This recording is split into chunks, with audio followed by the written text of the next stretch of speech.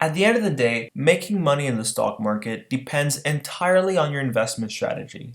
By now, we have looked at some of the greatest investors of all time and how they were able to generate high returns. And we've also had the opportunity to explore financial statements and discuss why they are important. Now, we're going to tie everything in by looking at one of the most popular ways of investing, value investing. As we talked about with Buffett, value investing involves looking for undervalued stocks whose prices are cheap relative to what they are actually worth. The most important tool a value investor can have is time. If you don't invest time and effort into looking for companies, you won't reap the benefits. Here's Warren Buffett speaking to a group of Columbia Business School students and talking about the importance of investing time to do your research. Hi, I'm Brian Diefenbacher. I'm a second-year student. Mr. Buffett, it's great to see you again. I was on the trip to Omaha last month. Thank you for hosting us. My question is, how would you recommend an individual investor who follows a Graham and Dodd philosophy to allocate their capital today? Well, it depends whether they're going to be an active investor. Graham distinguished between the defensive and the enterprising investor. If you're going to spend a lot of time on investment, I just advise looking at as many things as possible, and you will find some bargains. And when you find them, you have to act. It hasn't changed at all since I was here in 1951, and it won't change the rest of my life. So you start turning pages. When I got out of school, I turned every page in Moody's 10,000 some pages twice, looking for companies, and you have to find them yourself. The world isn't going to tell you about great deals. You have to find them yourself, and that takes a fair amount of time. So if you're not going to do that, if you're just going to be a passive investor, then I just advise an index fund bought consistently over a long period of time. The one thing I will tell you is that the worst investment you can have is cash. Everybody's talking about cash being king and all that sort of thing, but most of you don't look like you're overburdened with cash anyway. So, but cash is going to become worth less over time, but good businesses are going to become worth more over time, and you don't want to pay too much for them, so you have to have some discipline about what you pay. But the thing to do is find a good business and stick with it. Does that mean you think that we are through the roughest times? You'd always kept a cash hoard around too. Well, we always keep enough cash around so I feel very comfortable and don't worry about sleeping at night. But it's not because I like cash as an investment. Cash is a bad investment over time. But you always want to have enough so that nobody else can determine your future, essentially. The financial panic is behind us. The economic spillout, which came to some extent from that financial panic, it's still with us. It will end. I don't know whether it'll end tomorrow or next week or next month or maybe a year, but it won't go on forever. And to sit around and try and pick the bottom, people were trying to do that last March, and the bottom hadn't come in unemployment, the bottom hadn't come in business, but the bottom had come in stocks. So don't pass up something that's attractive today because you hope you're going to find something way more attractive tomorrow. Let's recap what Buffett and other value investors look for. The first trait is that the company should be simple and easy to understand. We've talked about this many times, but it's something you can't forget if you plan on doing well. A good example of this is that Warren Buffett himself actually missed out on the tech bubble of 2000, as he didn't understand what most of those companies were doing. As you probably know, by 2001, most of those tech companies lost over 70% of their share prices, while others even went bankrupt.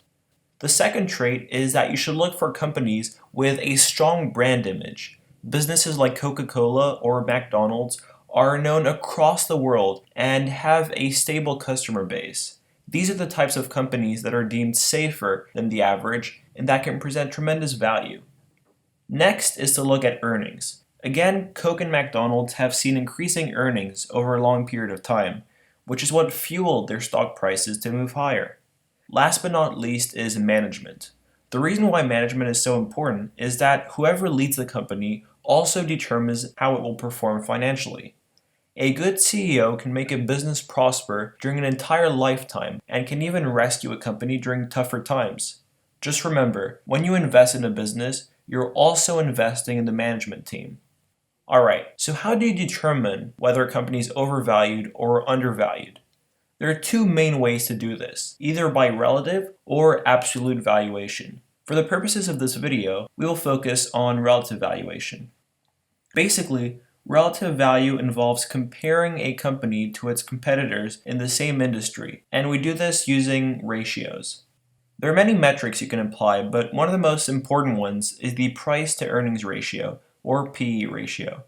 You get the figure by dividing price by earnings. The rule of thumb is that the higher the PE ratio compared to the competitors in the industry, the more overvalued the stock is, while the lower the ratio, the more undervalued it is. Let's say Apple is trading at a PE of 20, which we can get by dividing the stock price of 200 by the earnings of $10 per share. On its own, we can't really understand its value, but if we compare it to Microsoft, whose PE is 25, we can determine that Apple is undervalued relative to its peer. Another important metric is the price to book ratio. In general, book value is a rough estimate of how much a company is worth. The abbreviation for this is PB and is calculated by dividing price over book value. If Apple's PB is 14 and Microsoft's is 16, Apple is undervalued in terms of book value relative to Microsoft. Finally, the last crucial metric that I like to look at is the debt to equity ratio.